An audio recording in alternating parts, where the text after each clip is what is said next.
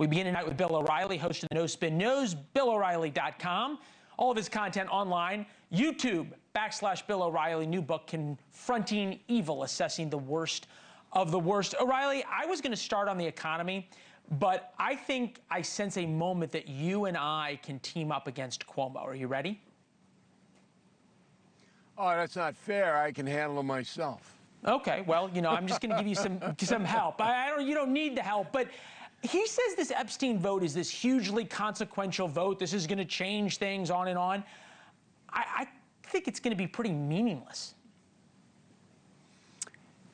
Look, it's such a confusing mess. I can't even speculate about it. When I spoke with the president, I reported this on NewsNation before, in March, he asked me, and I said, just release what you have verified. And for example, if somebody went on a plane to the Caribbean with Epstein, you got to release it. Because the manifest is there, you verified it, you got to put it out. But if it's just some schmo sitting in a meeting of 8 people in the 21 Club in Manhattan, you got to be careful with that, because the climate we live in, the vigilantes will try to destroy you if they don't like you or your family. And then when I finished the conversation, he goes, yeah, I think that's what we'll do. We'll get everything out. And then it never happened. And I don't know why. I just don't know why. I've been busy with foreign policy and speaking with the president about that. Putin, Epstein hasn't come up. But I can't analyze with any authority tonight why this thing has developed into such an out-of-control item. Because it is. You think Trump's lost control? Tomorrow, no. He has control over the executive branch. No, I meant politically. He doesn't have control over the hearts. He doesn't have control over the hearts and minds of the American people. He does have control over the Republicans in Congress, no doubt about that. But people are going to, as you pointed out, they're going to evaluate the president about what kind of pain they're experiencing right now. But tomorrow, Congress will pass letting the Epstein thing out. But then Attorney General Bondi has 30 days. So you're not going to get anything this week if people are jumping up and down thinking this is the last week of the Trump administration. You're wrong. No. It's not going to come out until mid-December. And when it does come out, there'll be redactions. And there always are. And so I'm not expecting Donald Trump's presidency to be damaged at all. Okay. I could be wrong. Well, right, but it doesn't not only make does the any House sense. Right. Not only does the House have to pass it, then the Senate would have to pass it, then Trump would have to sign it, and then you get 30 days. Trump will sign it. There's a lot of things. We get to Epstein next. I want to get you back to the economy, because you said something important. He doesn't have control of the hearts and minds of the American people. You went to Harvard, O'Reilly. You've told us that before. There was a very famous, not as famous as you, political scientist there, yes. Richard Neustadt. And he said the real power of the presidency is the power of persuasion. When you see Trump up there talking about how great the economy is and how prices are lower and on and on and on, has he lost also the power to persuade the American people? I don't think he was ever a persuader. I think he was a populist. There's a big difference. He never tried to nurture his opponents to sing it his way. It was his way or the highway. What's interesting is the historical perspective here. In the second term, all presidents, modern presidents, with one exception, and we're starting with Harry Truman, okay, with one exception, have lost a lot of power in the second term. Ronald Reagan lost an enormous amount of power, partly because he was befuddled, because he was the dementia was creeping up on him. But the only president who did not lose power in the second term was Dwight Eisenhower, because things were going so well in the 1950s in America, there wasn't any attacks on him. There weren't any attacks on him. He had things under control, and he handed it off to Nixon, who blew it with JFK during the debates and on television. Now, Donald Trump finds himself in a second-term situation where there are serious problems that have not yet been solved. Now, Trump says he's going to solve them, okay? The high cost of insurance, killing people, and there is no health care plan on the horizon. The food prices are coming down, most of them, and it was a smart move to knock the tariffs out for the food to try to get them down further. And the oil prices are coming down. Right. You think about prices, though, right? And I guess this is tacit admission by Trump that, you know, if lowering tariffs lower prices, then raising tariffs raise prices. Wouldn't he be smart at this point to lower tariffs on everything? I'm not sure about that. I'd have to see the numbers coming into the Treasury. So there is an enormous amount of money coming into the United States of America because of these tariffs. So I'd have to see it. But the problem for President Trump is that he promised to lower the prices during the campaign, and people remember that. When he campaigned, though, right? He was the guy working the McDonald's drive-through. He was the guy in the garbage truck. The American people felt as though he understood them at this visceral level. And now he's telling everybody, hey, look, things have never been better. Prices are so low, you don't get it, on and on and on. And you, 7 months ago, said this about Donald Trump's runway, how much time he had. Take a listen. This time next year, April Fool's Day, 2026, if the economy is wobbly and prices have not come down substantially, Democrats will win the midterms. And that's it for Donald Trump's presidency, right there. How's he doing on that? How's it going?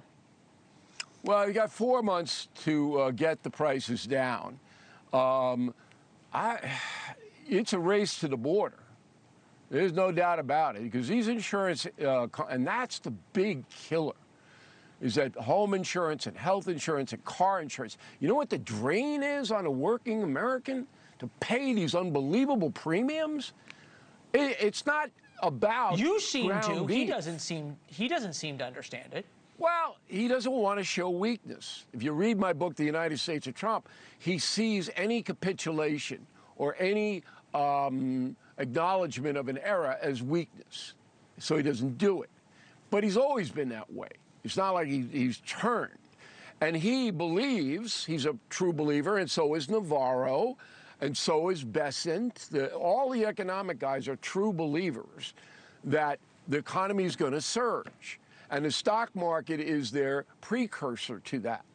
So while Americans are getting hammered in prices, anybody with investments is making a ton of money under the Trump administration. And the reason they are is that the companies look out and they see that the protections of the tariffs are going to help their profits here big time.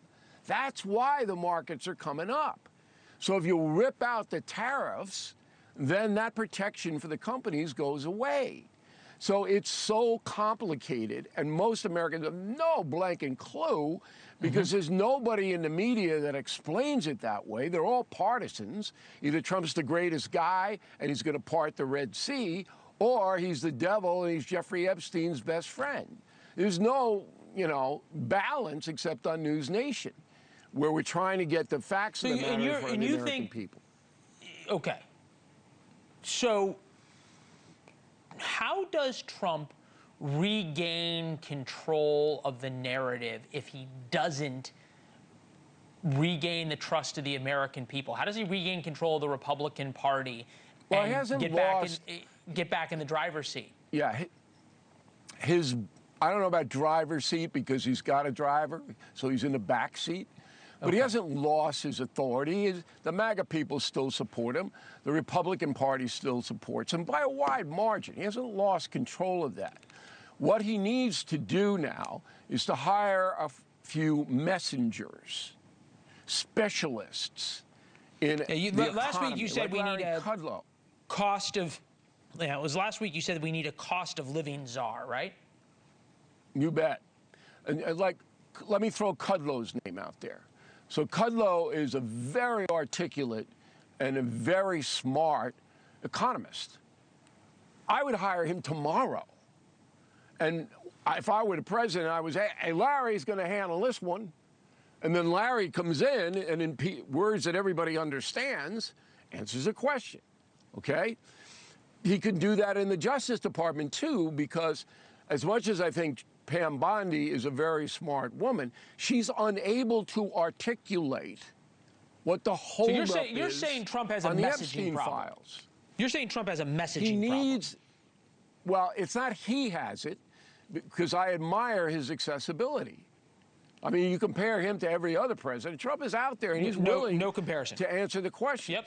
Okay. 1,000%. But he doesn't have the expertise in these certain areas that he needs to get people in there to explain so that everybody understands. And right now, everybody doesn't understand, and that's what's hurting them.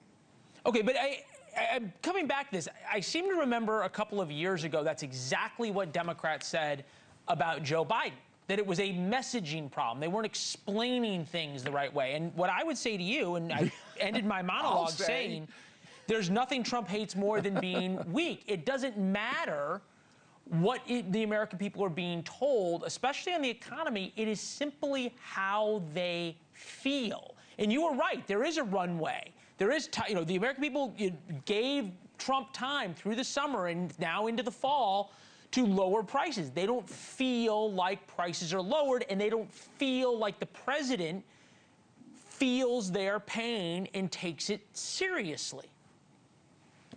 Well, that's true for some people. But if let's take Thanksgiving dinner, for example. So all the headlines are Thanksgiving dinner, record prices, blah, blah, blah, blah, blah, blah. I went to Uncle Giuseppe's. I did, I swear to God. That's a grocery store? My housekeeper got, my housekeeper got sick. So there I am with the little you had to cart, grocery shop, okay? In Uncle Giuseppe's, all right? And I'm looking at the price. I don't know what the price was, but I'm seeing these unbelievable specials where they bundle the dinner, okay? So you can feed a family of 8 for this much money. And you get the turkey, and you get the potatoes, you get everything you want. It isn't bad. It isn't bad, okay? Headline tonight, you gotta O'Reilly get it down says to the retail level. O'Reilly said, headline tonight, O'Reilly says, housekeeper sick, finds grocery prices, it's not bad. In that grocery store with the Thanksgiving bubble. Now, if you bought it all a la carte and you're going for the stone crab legs, you're going to get your head blown off. Okay? But what I'm saying to you is the messaging has got to be more specific coming out of the White House. And it's got to be delivered with panache. And it isn't. And that's what's holding Trump back, because he's trying to do it all himself. Got it. Well, last week he did not take your advice. We see if this week he did. Larry Kudlow's the name from this week. Bill, thank you very much. Thank you for watching. Subscribe below and download our NewsNation app right now on your phone, and you will get fact-based, unbiased news for all Americans.